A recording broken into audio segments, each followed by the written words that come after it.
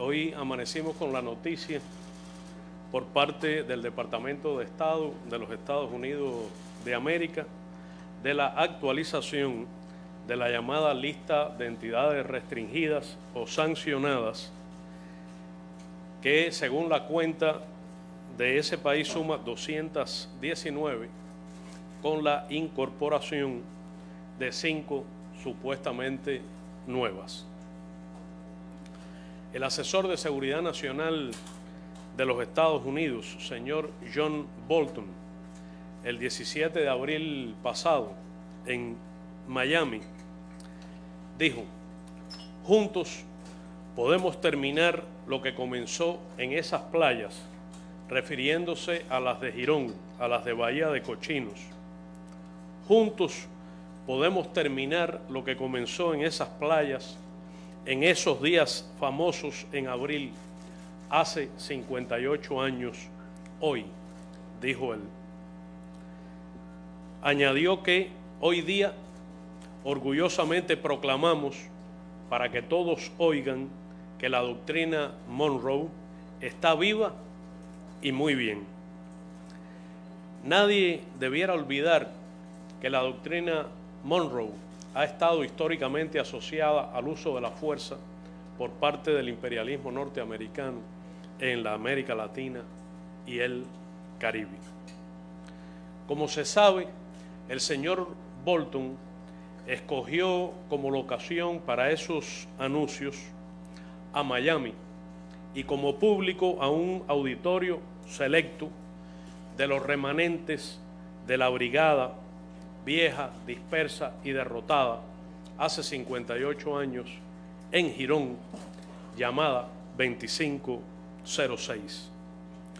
Solo ese público, anquilosado y derrotado históricamente, podía aplaudir sus palabras.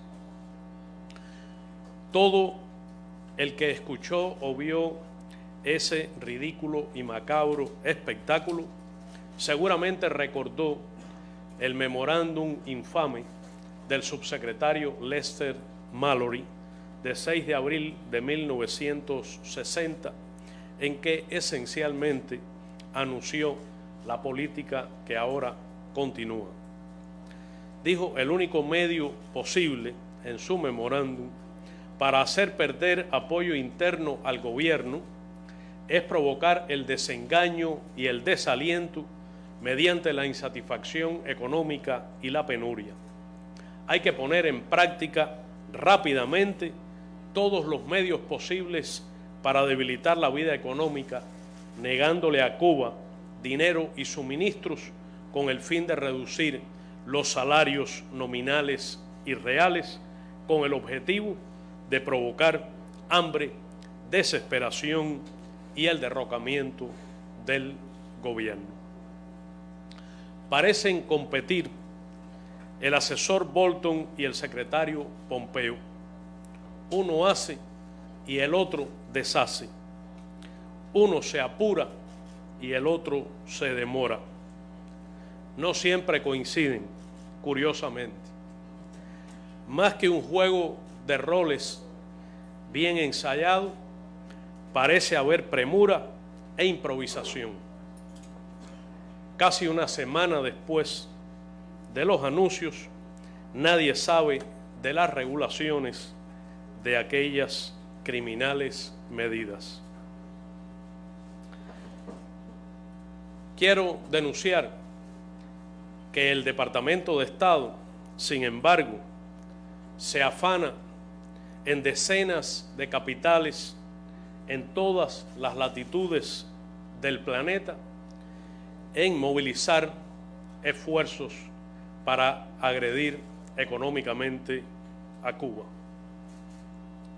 Es cierto que la naturaleza de los anuncios del señor Bolton hacen al Departamento de Estado la tarea más difícil.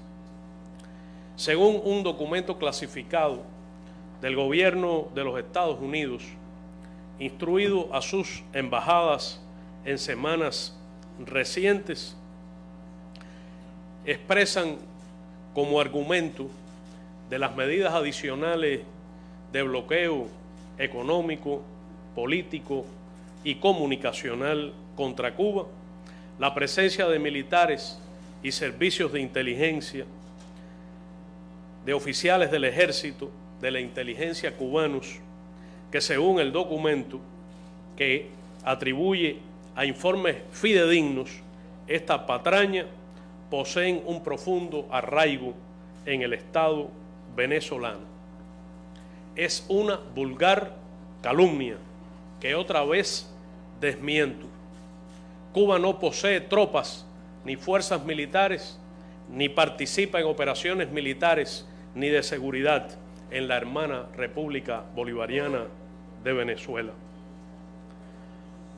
El asesor Bolton, que es un mentiroso patológico, desvergonzadamente afirmó el 17 de abril que el ministro de Relaciones Exteriores de Cuba había reconocido recientemente la presencia de 20.000 matones cubanos en Venezuela.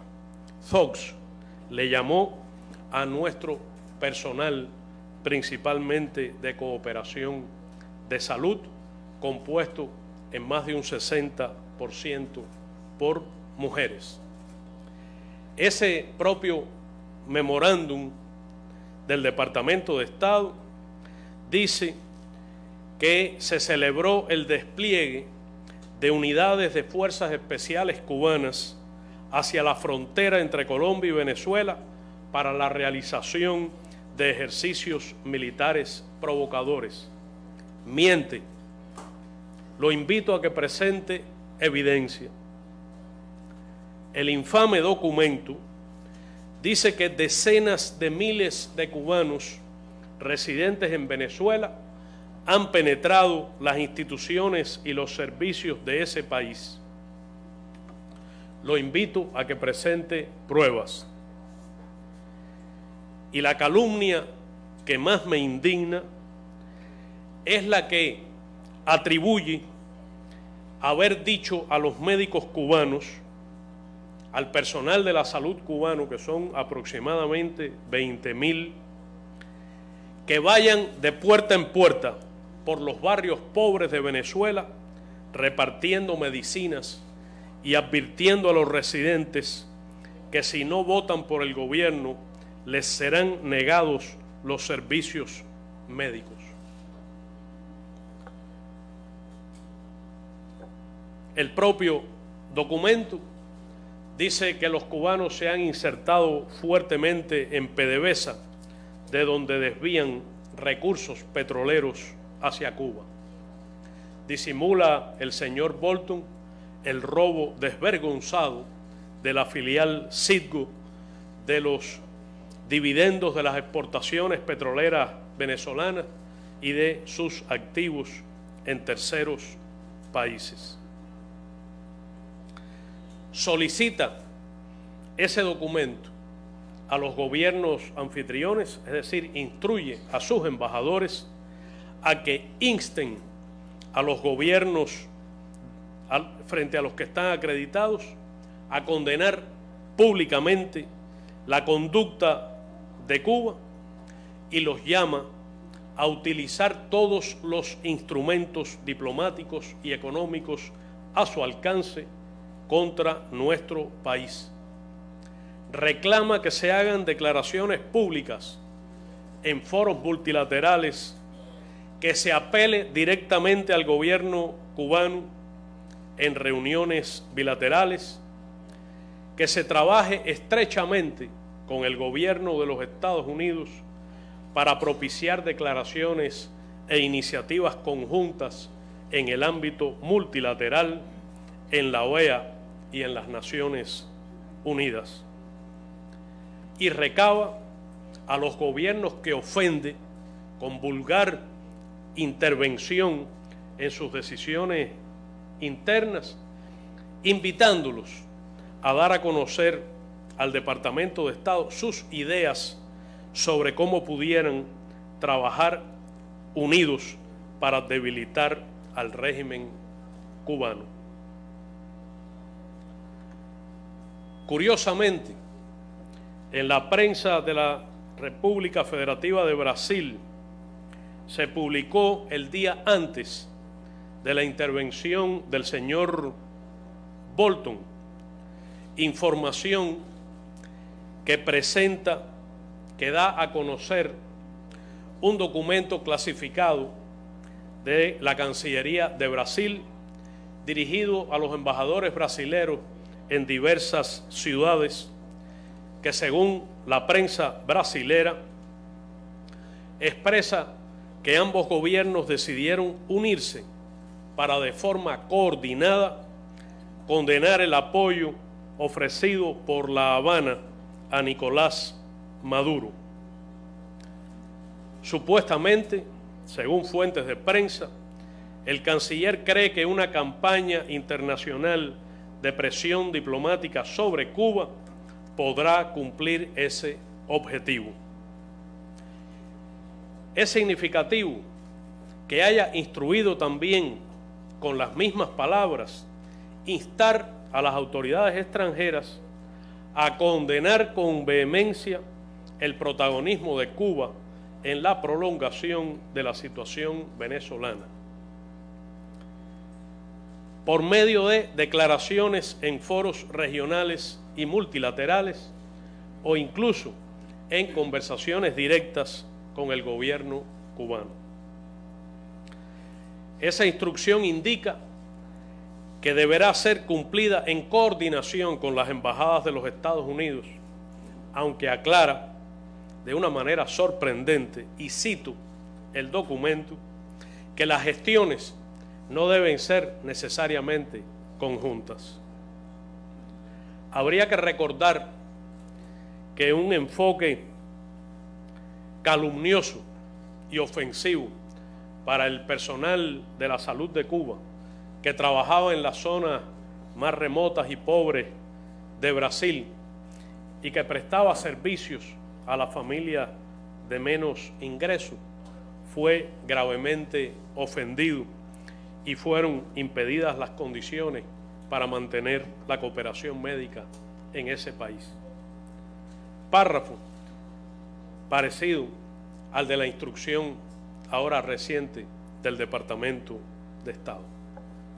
Como expresó en reciente declaración, el gobierno de la República de Cuba rechaza en los términos más enérgicos las medidas anunciadas el 17 de abril. Reitera que el gobierno de los Estados Unidos, a falta de argumento o razón alguna, tiene que acudir nuevamente a las mentiras más descarnadas para intentar justificar sus acciones. Siempre lo ha hecho, pero ahora lo hace de una manera más desvergonzada que nunca. Ha acusado a Cuba de atacar a sus diplomáticos, de violar los derechos humanos, de ser responsables por la situación que experimenta Venezuela, de constituir una amenaza para los Estados Unidos y de representar los intereses de potencias extrarregionales en nuestro hemisferio.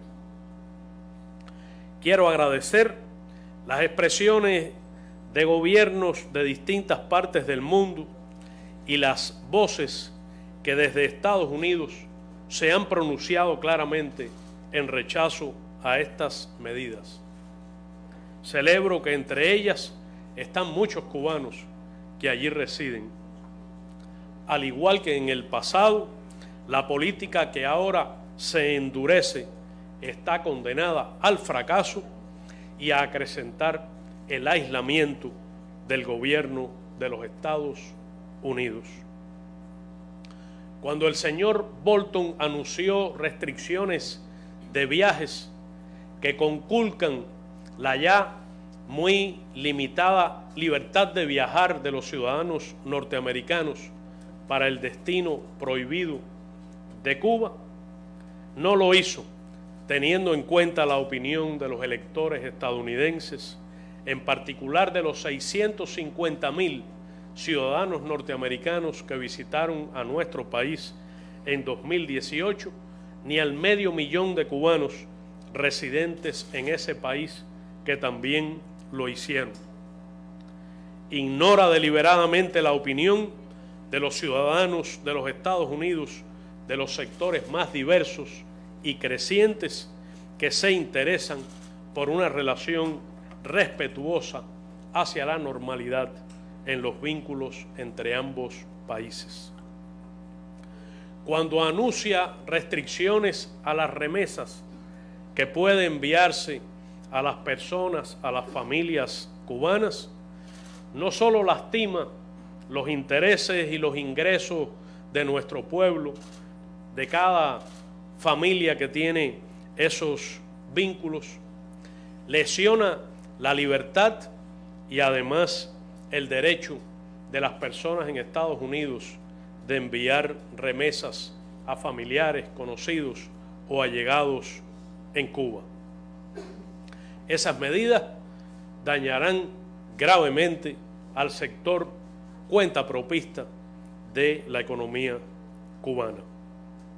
Con la eliminación de los servicios consulares en La Habana, la obligación de viajar a un tercer país para obtener visas de viajero y solo a un lugar para obtener visas de inmigrante, con el incumplimiento de la obligación jurídica del gobierno de los Estados Unidos de conceder no menos de 20.000 visas anuales para migrantes, con el incumplimiento de otros aspectos de los acuerdos migratorios vigentes y con la suspensión de las visas temporales de entrada múltiple para las cubanas y cubanos, lesiona los vínculos interfamiliares, los derechos no solo de nuestros ciudadanos, sino también de los residentes en los Estados Unidos, de sus familias y de los propios norteamericanos.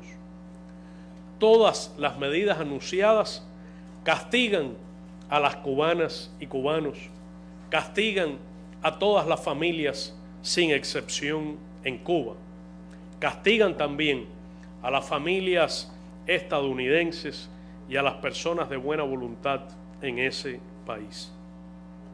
Las medidas anunciadas en particular constituyen incentivos a la migración irregular e insegura de ciudadanos cubanos, alientan el tráfico de personas, alimentan a las bandas que se dedican a la trata de personas y crea condiciones de riesgo que costarán vidas a personas que deseen utilizar esas vías irregulares. Las familias cubanas no debieran ser rehenes de las luchas políticas intestinas en los Estados Unidos, de la política inmoral y sucia que hoy prevalece en ese país, de los odios y rencillas que la política oficial atiza. No debieran ser rehenes de la competencia feroz entre republicanos y demócratas. Y Cuba, que no tiene relación alguna, ni debiera tenerla, con la lucha partidista, no debiera ser en modo alguno objeto de las pugnas entre un partido u otro, de destrucción de avances, de creación de retrocesos o de pugnas con presidentes anteriores. De la misma manera que la voluntad invariable y permanente de Cuba de sostener relaciones basadas en los principios del derecho internacional, la absoluta igualdad soberana de los estados, el respeto mutuo y el beneficio recíproco, no está al alcance del vaivén de los partidos en ese país. La esencia de las medidas anunciadas implican obviamente un reforzamiento del bloqueo económico, comercial y financiero mediante la estricta aplicación de la ley Helms-Burton, que venía siendo aplicada ya brutalmente, pero que se incrementa al poner en aplicación a un título que había permanecido por varias décadas por gobiernos demócratas y republicanos y por el propio gobierno actual suspendida por su insensatez, por su brutal agresión a intereses y soberanía de terceros estados, por ser el resultado de acuerdos adoptados con gobiernos aliados.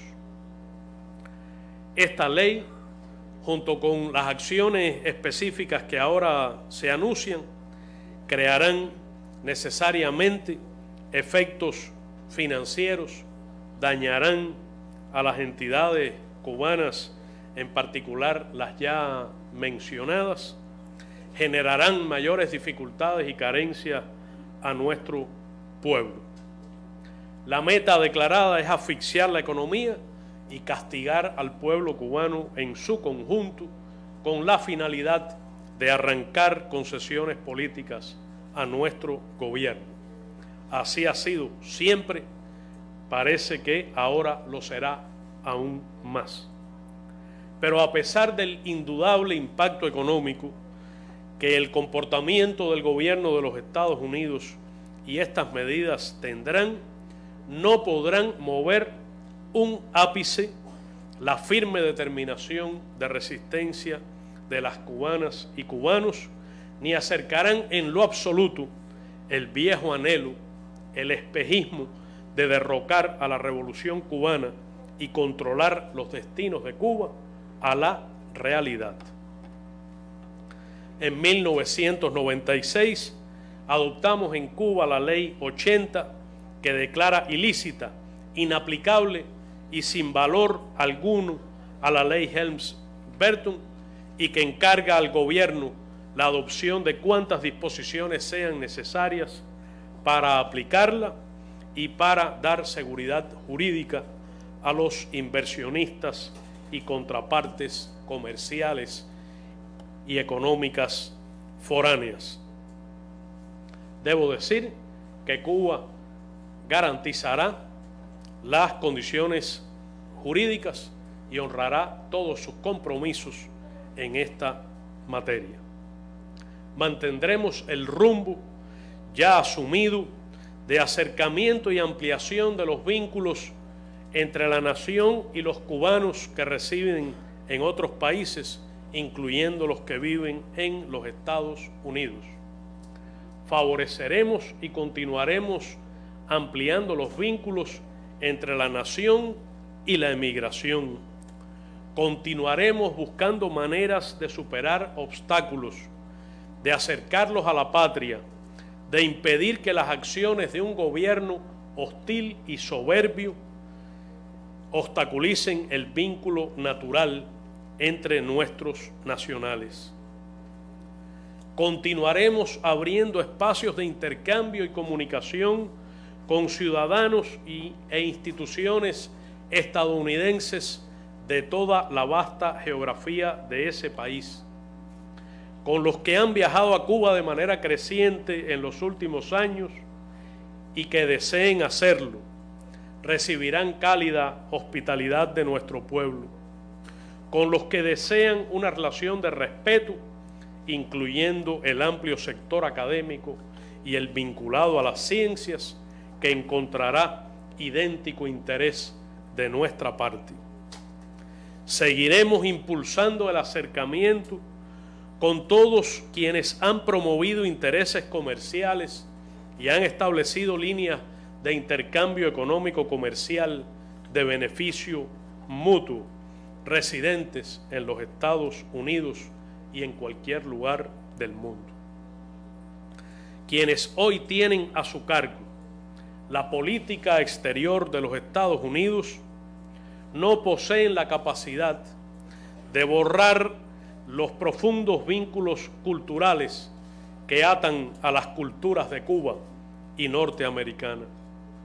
Les podrá mortificar el espectáculo formidable de la Jornada de las Artes Cubanas realizado en Washington entre abril y mayo del pasado año bajo el auspicio del Kennedy Center de Washington. Podrá molestarles, pero carecen de fuerza para frenar el movimiento y el intenso metabolismo espiritual del arte entre las dos naciones. Esa tendencia profunda e indetenible seguirá contando con el mayor respaldo de las instituciones culturales y del gobierno cubano. Ha de tenerse en cuenta que la política exterior de Estados Unidos constituye una real amenaza sobre nuestro hemisferio. La región de América Latina y el Caribe decidió soberanamente declararse zona de paz. Quienes hoy conducen la política exterior de los Estados Unidos están empeñados en convertirla en una zona de conflicto. Amenazan la paz y la seguridad internacionales. Figuras como el asesor Bolton, algún asesor de Florida y un oscuro personaje que trabaja en el Consejo de Seguridad Nacional han secuestrado la política exterior de los Estados Unidos hacia América Latina y el Caribe con grave peligro para la estabilidad de toda la región. Esperamos que prevalezca la posición serena, profesional, responsable y seria de las mentes lúcidas y honestas que actúan en el gobierno estadounidense o que ejercen influencia sobre este. El Producto Interno Bruto de los Estados Unidos es más de 200 veces el de Cuba. Su territorio multiplica por 89 veces el de esta pequeña isla. Su población es 30 veces mayor. Como se mide en la época digital, hay 87 veces más teléfonos celulares en los Estados Unidos que en Cuba. Hay 38 veces más usuarios de redes en Estados Unidos que en Cuba, y ese país que alberga 250,000 de soldados en 800 bases militares en 80 países y que ejerce hoy como una superpotencia en el planeta, amenaza a una isla pequeña pero resguardada por el valor y la unidad de su pueblo y el extraordinario simbolismo de su historia. Hago un llamado a la comunidad internacional a detener la insensatez y la irresponsabilidad. Debe actuarse antes de que sea demasiado tarde. Esta peligrosa escalada debe ser detenida por el bien de los pueblos de Cuba, de los Estados Unidos, de la región y de todos los del planeta. El mundo no puede permitirse permanecer impasible mientras se convoca a destrozar a países impunemente, como ha ocurrido en otras regiones del planeta o ocurre hoy incluso en la actualidad. Los cubanos confiamos en la fuerza de la verdad, del derecho y de la justicia. Apelamos a los gobiernos, parlamentos, fuerzas políticas, movimientos sociales, populares, reivindicativos, indígenas, a los representantes de la sociedad civil, a los escritores y artistas, académicos, científicos, periodistas, intelectuales. Esperamos la acción de la Asamblea General de las Naciones Unidas, de la Organización Mundial de Comercio y de otras instancias multilaterales. Esperamos solidaridad del movimiento de países no alineados, del Grupo de los 77, de la Comunidad de Estados Latinoamericanos y Caribeños, de toda la comunidad internacional y de la opinión pública mundial. Muchas gracias.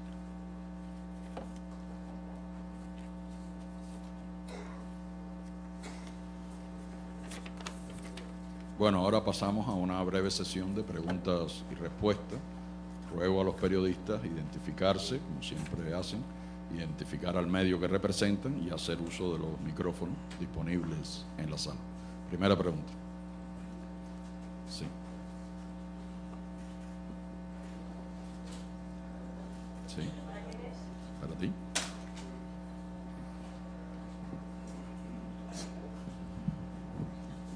Buenos días, canciller. Lorena Cantó, de la agencia EFE. Gracias. Tengo, si es posible, dos preguntas.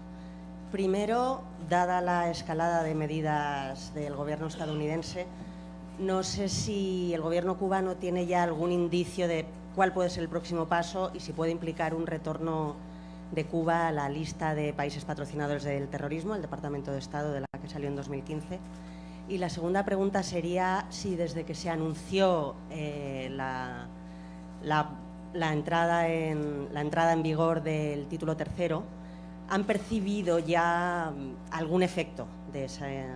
Todavía no ha entrado, es el 2 de mayo, pero si hay ya inversores que pensaban venir, que les hayan comunicado que no van a venir, si han percibido, en definitiva, efectos ya del título tercero. Gracias.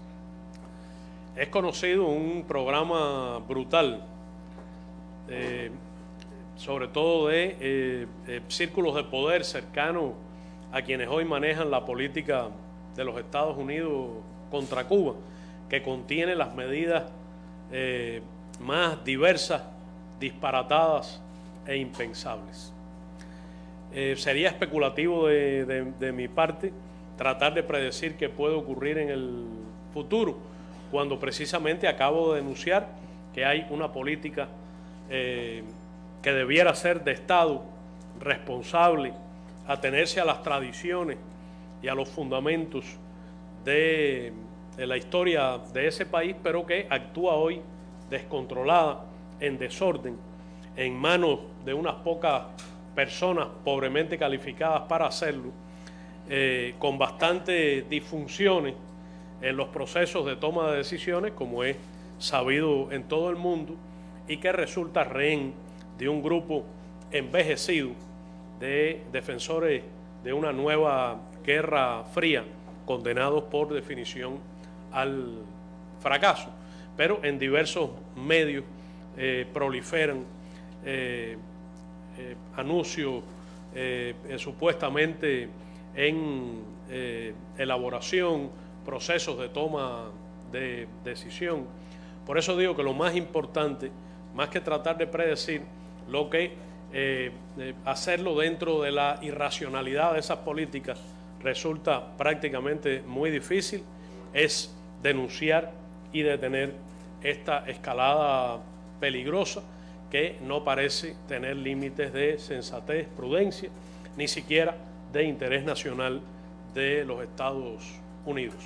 No conozco que se haya presentado ninguna demanda en cortes estadounidenses. Debo decir que el título 3 ha estado siempre en vigor. Lo que ha estado suspendida ha sido su aplicación práctica.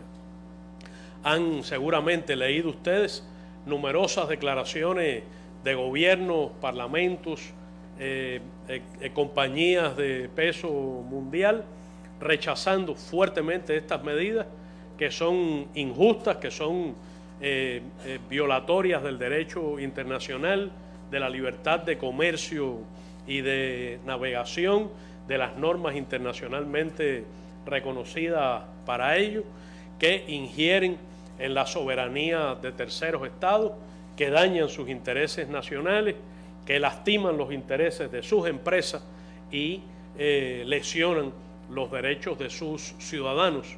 Y seguramente todos hemos leído anuncios de inversionistas que no solo elevan enérgica protesta, sino que han declarado que defenderán sus intereses y permanecerán en el desarrollo de negocios que reportan beneficio e interés mutuo.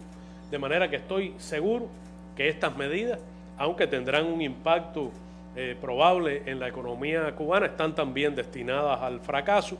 Su rédito principal será generar más aislamiento a la política de los Estados Unidos contra Cuba y a su gobierno, y la economía cubana hoy está en muchísimo mejor capacidad que años atrás, como se ha tratado en eventos diversos de manera reciente, por lo que puedo asegurar que prevalecerá la defensa de nuestra independencia, de nuestra soberanía, y que con nuestro esfuerzo encontraremos la manera de derrotar medidas que, aunque ahora se agudizan, ninguna de ellas es nueva, todas se probaron en el pasado, todas están melladas, como la historia ha demostrado, y condenadas a un segundo fracaso. Sí, otra pregunta. Patrick. Internacional, muchas gracias. Antes de ser presidente, hace alrededor de 20 años, Donald Trump investigó la posibilidad de hacer negocios en Cuba. Según se dicen, quería abrir un hotel acá. ¿Eso para usted representa una hipocresía ahora que él impide a otros empresarios hacer negocios acá? ¿Y qué nos puede contar de los planes de Donald Trump en esa época? Podría usted preguntarle mejor al señor Trump, ¿no? Aunque he visto algunas conferencias de prensa tempestuosas con su agencia, pero podría intentarlo. No estoy seguro de qué pueda decirle.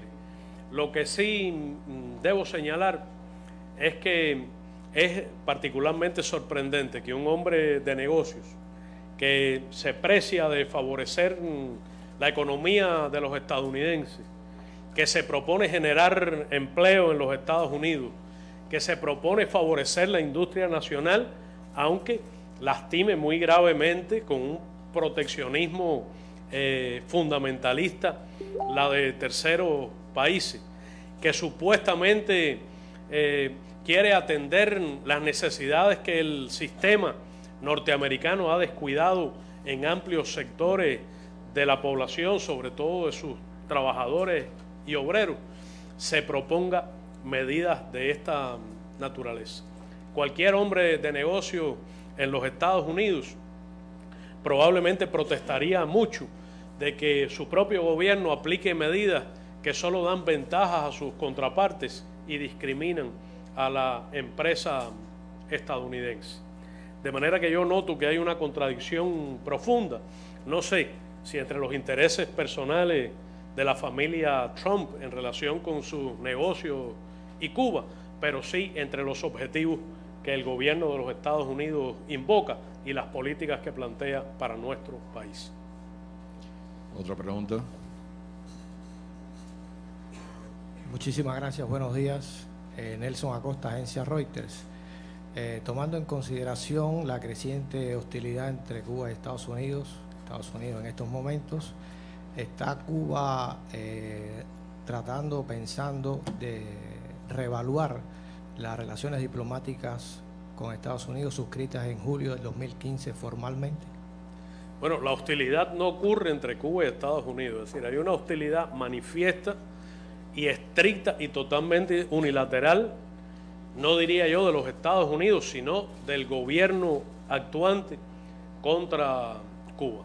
Como he dicho, el gobierno de Cuba responderá a estas agresiones y a las restricciones crecientes y nada democráticas que el gobierno de Estados Unidos anuncia contra sus propios ciudadanos cuyas libertades restringe, con una mayor amplitud en sus vínculos con todos los sectores de la sociedad estadounidense, con la disposición invariable a la cooperación en los terrenos de beneficio mutuo que generan resultados positivos para ambos pueblos, incluso al diálogo, siempre que sea sobre base de estricto, absoluto, total respeto a la independencia y la soberanía de la República de Cuba, en un plano de igualdad soberana y de interés y beneficio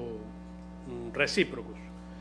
Puedo decir que de la misma manera que continuaremos ampliando los vínculos con todos los sectores estadounidenses, lo haremos también con la emigración y con todos los cubanos que residen en los Estados Unidos. Y utilizaremos todas las herramientas a nuestra disposición para intensificar la comunicación, la relación cultural entre nuestros pueblos. De manera que mientras el gobierno de los Estados Unidos pretende cerrar y apretar, Cuba cada vez más se abre a una relación sana, culta, respetuosa, enriquecedora con el pueblo de los Estados Unidos. Tal vez una última pregunta. Sí. Buenos días, canciller. Moisés Ávila, de la agencia France Press. Utilizando el término apretar que usted acaba de aplicar, precisamente la política del gobierno de Estados Unidos ha sido la de apretar a uno de sus socios más importantes en la región, que es Venezuela. En ese sentido, y como parte de la resistencia que Cuba está anunciando que realizará frente a la política americana, ¿han evaluado la reactivación o el fortalecimiento de socios clave que alguna vez los acompañaron en algún momento? Rusia, China, como por ejemplo para el tema del abastecimiento de petróleo, que podría complicarse si Estados Unidos consigue su objetivo en Venezuela. ¿Cómo han evaluado esta situación a nivel del gobierno en Cuba? Gracias. Sí, óigame, la resolución de la Asamblea General de Naciones Unidas que condena el bloqueo a Cuba y la política norteamericana hacia Cuba se aprueba prácticamente por unanimidad. La política que ahora se endurece tiene un absoluto aislamiento internacional. No hay nadie en el mundo que apoye esa política.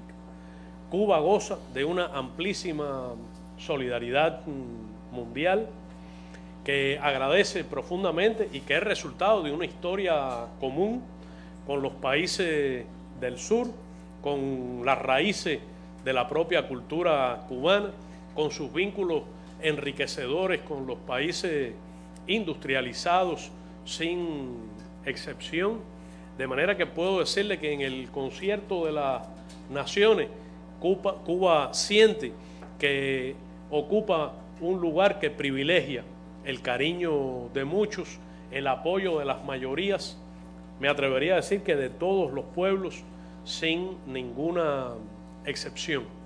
Por supuesto que Cuba, por razones verdaderamente altruistas, ha considerado siempre su deber reciprocar esos sentimientos y hoy es una contraparte de cooperación internacional, en especial de cooperación médica, con más de 70 países del mundo.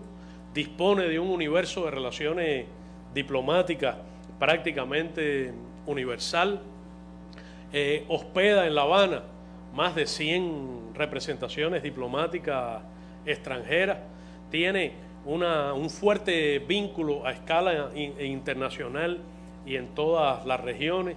Es un Estado miembro activo en el plano multilateral, incluida la Organización de las Naciones Unidas, y por supuesto tiene relaciones fraternas, especiales, con países con los que ha desarrollado una historia común. No creo que se trate ni de refrescar relaciones que nunca dejaron de existir. No creo que se trate del propósito oportunista de ahora mirar a terceros, sino de una política consecuente, demostrada por 6 décadas de una política exterior de fundamento sólido y persistente, que busca la solución de los problemas del mundo, gravísimos y crecientes, mediante el diálogo y la cooperación internacional, que cree que es imprescindible e indispensable un nuevo orden económico internacional, una nueva arquitectura financiera, que cree que es indispensable el enfrentamiento colectivo sobre bases de responsabilidades comunes, pero diferenciadas al cambio climático. Cuba es un país defensor a ultranza de la paz internacional y también del derecho al desarrollo. De manera que puedo asegurarle que Cuba continuará actuando en el pasado, respondiendo con su fraternidad a la amplísima solidaridad mundial que recibe. Bueno, hemos concluido la conferencia. Le agradezco nuevamente a todos la presencia y muchas gracias.